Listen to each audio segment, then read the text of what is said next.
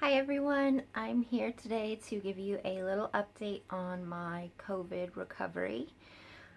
It's 142 days now since my first contraction of the virus, and yes, I am still recovering.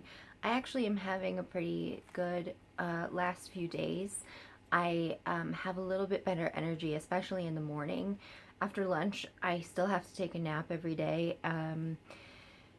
And I still have chest tightness. Yesterday I thought I was feeling well enough to go for a walk, but within 2 minutes I was having trouble breathing. And I've actually gone for walks before and been fine with the breathing.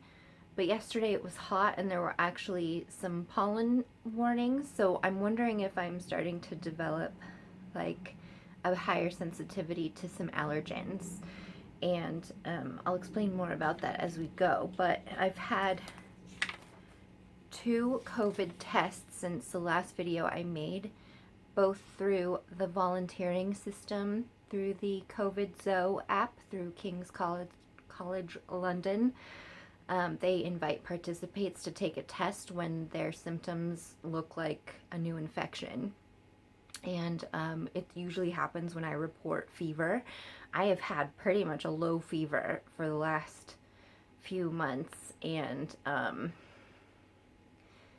yeah, and I'm usually someone that has a low body temperature, like lower than the 98.6, or I don't know what that equals in Celsius, but my temperature has been a low fever, like 99.1, 99.2. Yeah, so let me tell you what's happened since our last update. It's been a little over a month. So shortly after, when I took the first COVID test, I was starting to feel dizzy. I was getting really bad joint pain. My muscle pain was worse. I had a low fever, and I ordered some supplements to help me with inflammation, mostly curcumin, which is like a turmeric byproduct. I don't know if it helps, but I'm doing everything that I can to kind of support my body at this time. And I got chills, chest pressure, terrible energy, having to rest in the afternoon.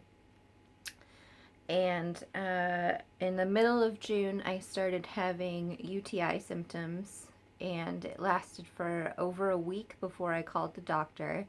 And it wasn't severe, but it was concerning because I had previously been hospitalized for a kidney infection following a UTI, so I definitely wanted to make sure that I was going to follow up on that.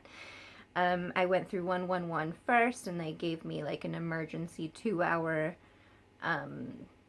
connection with a doctor at my local GP office, which I hadn't been able to get in touch with the whole time. So this is June, what is it, June 20th, 24th, I think. No, 20th. Yeah, June 20th was when I first finally got in contact with my actual GP office. I got a 3-day dose of antibiotics, and it didn't do anything. I had very high blood pressure, which signified an infection. They found white blood cells in my urine, but they didn't find any bacterial infection. And it didn't really help after that, but I started getting PMS type symptoms. I don't think you're here necessarily for the clean version of all this, because I don't have any more shyness around my body and medical stuff, because it's been 14 years of fighting to be taken seriously. So I had some PMS type symptoms, but I'm on the mini pill, so I haven't had a menstruation in 2 years. So this was very odd. I had cramping all around my abdomen and lower back, and my inner thighs were aching, and this was going on for like a week. And I had a GP appointment to get a vaginal swab. I'm not really sure what they were testing for. I wonder if it was due to the white blood cells. They wanted to see if there was something else going on there. And then they requested that I go get an STI test at my local sexual health clinic, which to me sounded ridiculous considering my circumstances. So I didn't bother, because I didn't want to take the extra trip in a car and expose myself with that. So And then the day that I did the vaginal swab, before I even went in, I passed a blood clot through, vaginally. And it was not like a menstruation. I wasn't having a period. It was very odd. So I don't know what that was all about. My kidneys were really aching, but the tests that they ran came up fine. I did do a Thriva blood test panel, which is a private finger prick collection test, and that all came up normal. So I'm generally fine, but this was weird. And then after my antibiotics, I had a weird rash all over my arms and legs for 3 days that looked like giraffe spots. And it wasn't severe enough to be like an antibiotic allergic reaction, but it was some sort of reaction I had had to the treatment. And the previous week, I'd actually had a cashew allergy reaction. I accidentally ate something I wasn't supposed to and had an allergic reaction, which meant I was vomiting for about 8 hours after that allergic reaction. And so then a week later, after I took antibiotics, I had this rash. So I don't have the exact science for what all this is, other than an elevated immune system, an elevated immune response, like a hyper-vigilant immune response to any kind of threat. So I would expect COVID patients and long COVID patients to have much more heightened immune responses in the coming months. So then I started to feel better with those kinds of vaginal, like PMS kind of stuff. The UTI sorted itself out. I started doing aloe vera and cranberry, like high and high doses in my supplements. I'm trying to do whatever I can through my supplements, but that did end up sorting itself out. My blood pressure returned to normal. And in terms of like my COVID symptoms, it made my chest tightness worse, my breathing a little, like, it's mostly noticeable when I lie down at the end of the day. My chest gets real heavy around my heart and my lungs, and it is not acid reflux, as some people have noticed. I have had extra acid reflux since having COVID, but it's not the same sensation. So I got through that kind of infection or whatever that was, and let's see.